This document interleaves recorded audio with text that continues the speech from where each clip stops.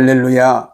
주님과 함께, 여러분들과 함께 오늘도 하나님 말씀을 가지고 시작할 수 있어서 행복합니다. 여러분 모두를 주님의 이름으로 사랑합니다. 그리고 여러분 모두를 축복합니다. 오늘은 로마서 7장 6절의 말씀을 함께 나누겠습니다. 이제는 우리가 얽매였던 것에 대하여 죽었으므로 율법에서 벗어났으니 이러므로 우리가 영의 새로운 것으로 섬길 것이요 율법 조문에 묵은 것으로 아니할지니라. 아멘. 오늘 하나님 말씀을 통해서 우리에게 주시는 것은 율법은 조금도 우리의 잘못을 용납하지 않는다고는 사실입니다. 여러분, 한 여인이 흠이 없고 철저하며 잘못을 용납하지 않는 완전한 사람과 결혼해서 함께 산다고 예를 듭니다. 그 남편의 이름이 율법입니다. 이 율법 남편은 기대에 어긋나지 않도록 조금만 실수해도 야단을 칩니다. 그래서 아무리 내가 하나님 말씀 안에서 죄를 짓지 않고 깨끗하게 살려고 몸부림을 치고 수고를 해도 율법은 옆에서 뭐라고 합니다. 너 그렇게 살면 안 된다. 너 죄를 범했다 라고 하면서 늘 야단을 치는 사람입니다. 이 남편 율법 씨가 잘못된 사람이 아닙니다. 깨끗한 사람입니다. 의로운 사람입니다. 바르게 살자는 것입니다. 그러나 이 아내는 그 수준을 맞출 수가 없기 때문에 가정생활이 아주 힘들고 어려워진다고는 사실입니다. 제가 목회하면서 한 집사님으로부터 들었던 얘기입니다. 그분이 그렇게 얘기를 해요. 남편은 훌륭하고 인격적이고 모든 걸 바르게 하려고 하는 분이라는 것입니다. 그러나 그 남편하고 살아보니까 얼마나 힘드는지 조금만 자기 남편과 생각이 다르면 그 남편은 아내를 늘 뭐라고 잔소리를 한다는 거예요. 그렇게 하면 안 된다. 뭐 이렇게 해라. 밥 먹을 때도 얘기하고 옷 입을 때도 얘기하고 나가서 누구를 만날 때도 그렇고 그러니까 얼마나 힘드는지 목사님 죄송합니다마는 죽고 싶을 때가 있습니다 하는 얘기를 들었던 것이 기억납니다. 여러분, 율법 씨는 그 남편은 조금도 나쁜 게 없습니다. 의롭고 깨끗하고 아주 대단한 분입니다. 그러나 그 율법 씨는 조금도 잘못을 용서할 줄 모르는 사람입니다. 조금도 잘못을 인정하거나 타협할 줄 모릅니다. 그러니까 잘 되라고 하지만 계속 뭐라고 말합니까? 아침부터 저녁까지 매일 잘하라고 잔소리를 하니까 이 아내는 견딜 수 없다고 말하고 있는 것입니다. 그런데 성경은 또 이렇게 이제 예를 들어 설명합니다.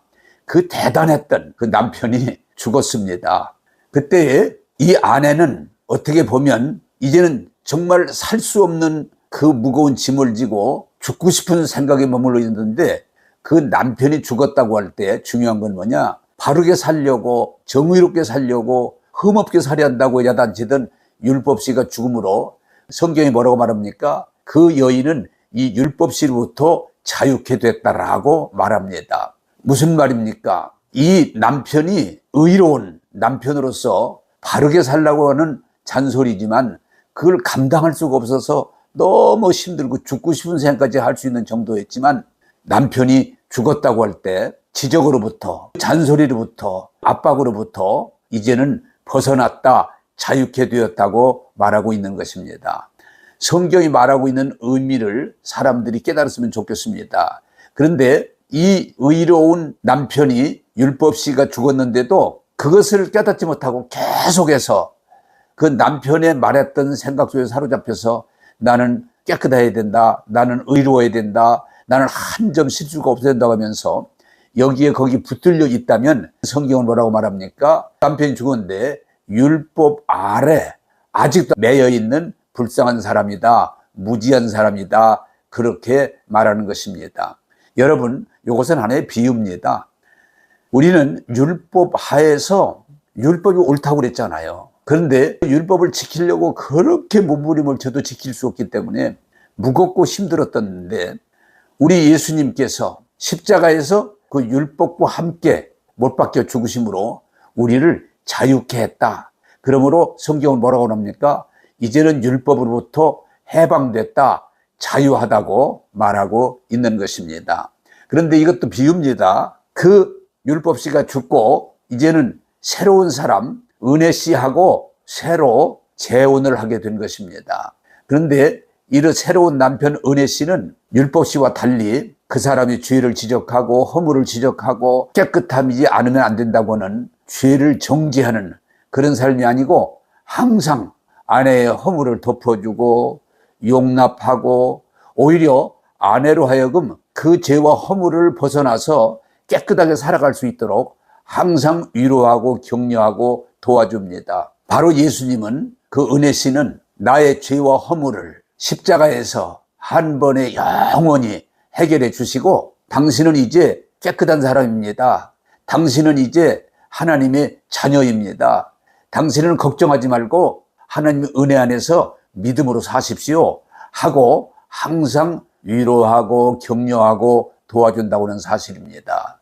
은혜 씨의 이 말을 그걸 복음이라고 그럽니다. 이해하고 받아들이면 우리는 다시는 죄의 종로로 타지 않고 오히려 깨끗한 의로운 하나님의 자녀로 살 수 있다고 말하는 것입니다. 여러분, 우리가 죄인입니다. 부족합니다. 실수합니다. 그런데 바로 새로운 남편 은혜 씨 예수님은 죄를 사해 주시고 우리의 그 연약함들을 치료해 주시고 우리에게 새 힘을 주셔서 우리는 이제는 내 힘이 아니라 하나님의 은혜 안에서 그 은혜의 도우심으로 우리는 거룩한 삶을, 구별된 삶을, 하나님의 자녀의 삶을 당당하게 살아갈 수 있도록 도와주신다고는 사실입니다.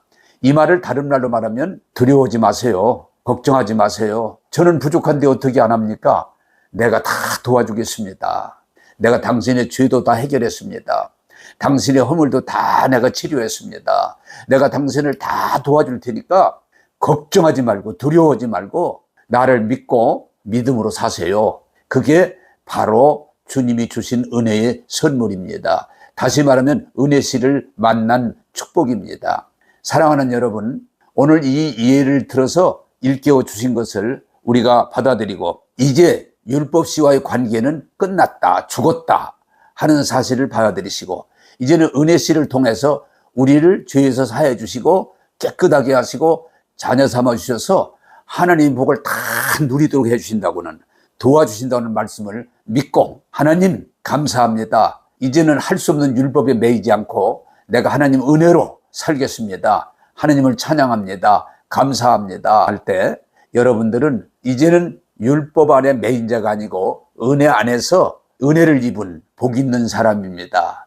이 신앙을 고백하면서 오늘 또 승리하기를 바랍니다. 기도하겠습니다. 하나님 아버지, 율법 아래서 우리는 매인 자로 그저 깨끗하게 바르게 하나님을 기쁘시게 하려고 몸부림쳐도 할 수 없기 때문에 우리는 곤고한 사람이로다. 두려움이 있고 걱정이 있고 불안이 있었지만 이제 은혜를 통해서 우리 예수님이 십자가에서 우리 죄와 저주를 한 번에 영원히 다 해결해 주시고 우리를 의롭다 깨끗하게 하시고 하나님의 자녀를 삼아 주셔서 하나님이 예수님을 통한 이 은혜의 축복을 다 누리도록 오늘 또 인도하심을 감사합니다.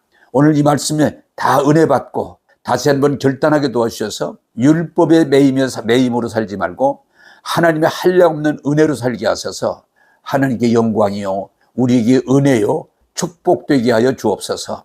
오늘도 우리를 은혜로 이끌어 주시는 예수님 이름으로 기도하옵나이다. 아멘.